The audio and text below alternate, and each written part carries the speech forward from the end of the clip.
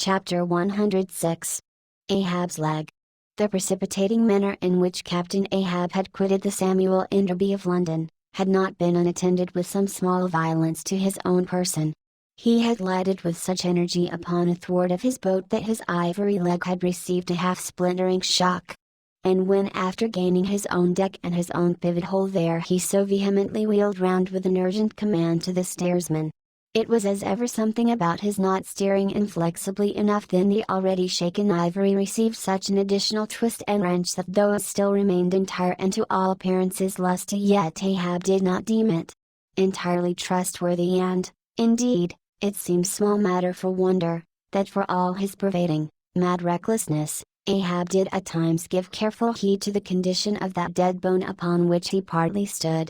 For it had not been very long prior to the Pequod's sailing from Nantucket that he had been found one night lying prone upon the ground and insensible by some unknown and seemingly inexplicable unimaginable casualty, his ivory limb having been so violently displaced that it had stake-wise smitten and all but pierced his groin. Nor was it without extreme difficulty that the agonizing wound was entirely cured, nor at the time had it failed to enter his monomaniac mind that all the anguish of the then present suffering was but the direct issue of a former woe, and he too plainly seemed to see that as the most poisonous reptile of the marsh perpetuates his kind as inevitably as the sweetest songster of the grove, so equally with every felicity all miserable events do naturally beget their like, yea, more than equally, thought Ahab, since both the ancestry and posterity of grief go further than the ancestry and posterity of joy.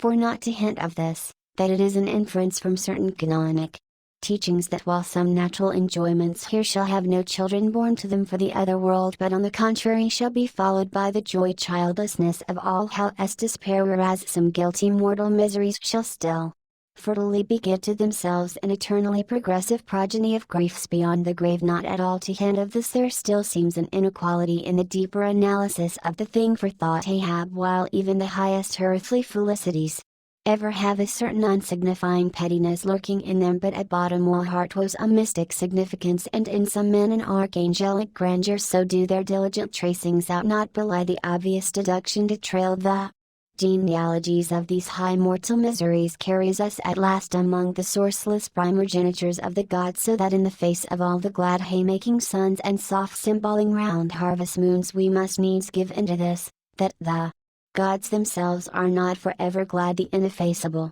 sad birthmark in the brow of man, is but the stamp of sorrow in the signers. Unwittingly here a secret has been divulged, which perhaps might more properly, in said way, have been disclosed before. With many other particulars concerning Ahab, always had it remained a mystery to some why it was that for a certain period both before and after the sailing of the Pequod he had hidden himself away with such grand llama-like exclusiveness, and for that one interval sought speechless refuge as it were among the marble senate of the dead. Captain Peleg's bruited reason for this thing appeared by no means adequate, though, indeed, as touching all Ahab's deeper part, every revelation partook more of significant darkness than of explanatory light. But, in the end, it all came out, this one matter did, at least. That direful mishap was at the bottom of his temporary recklessness.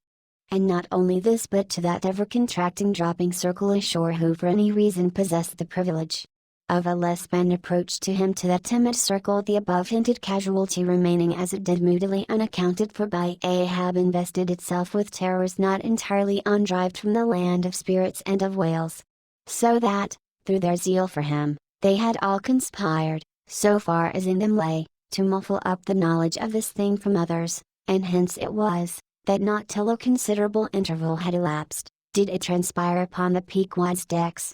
But be all this as it may, let the unseen ambiguous synod in the air or the vindictive princes and potentates of fire have to do or not with earthly Ahab, yet in this present matter of his leg he took plain practical procedures. He called the carpenter, and when that functionary appeared before him he bade him without delay set about making a new leg, and directed the mates to see him supplied with all the studs and joists of jaw ivory sperm whale which had thus far been accumulated on the voyage, in order that a careful selection of the stoutest clearest grain stuff might be secured. This done, the carpenter received orders to have the leg completed that night, and to provide all the fittings for it, independent of those pertaining to the distrusted one in use. Moreover, the ship's forge was ordered to be hoisted out of its temporary idleness in the hold, and, to accelerate the affair, the blacksmith was commanded to proceed at once to the forging of whatever iron contrivances might be needed.